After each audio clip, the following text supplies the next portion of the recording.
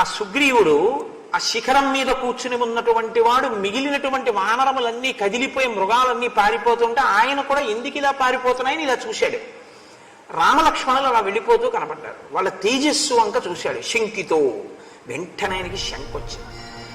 శంక వచ్చింది అంటే మీరు గుర్తుపెట్టుకోండి, 30 చచ్చిపోయాడు అని గుర్తు. శంక కాని అంటే భయముతో కూడిన అనుమానం వస్తే ఉత్తర క్షణం మీ బుద్ధి పనిచేయడం మానేస్తుంది. అందుకే భయంతో కూడిన అనుమానం రాకూడదు. ఇప్పుడు మీరు ఎక్కడైనా చూడండి, నేను చెప్పింది యథార్థమో కాదు. భయం లేకుండా ఒక అనుమానం రావడం వేరు. అది ఏమిటి అలా కదులుతోంది అండం వేరు. అది పామేమో అండం వేరు. భయంతో కూడిన అనుమానం శంక. ఈ శంక కానీ ఎవరికైనా పట్టుకుందో వాడు సగం చచ్చిపోతాడు అంతే.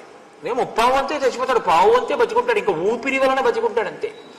మరిన్ని వీడియోస్ కోసం గాడ్ స్టేటస్ 03ని ఫాలో చేసుకోండి. అప్పుడే మీరు మరిన్ని రామాయణం వీడియోలు చూడగలరు.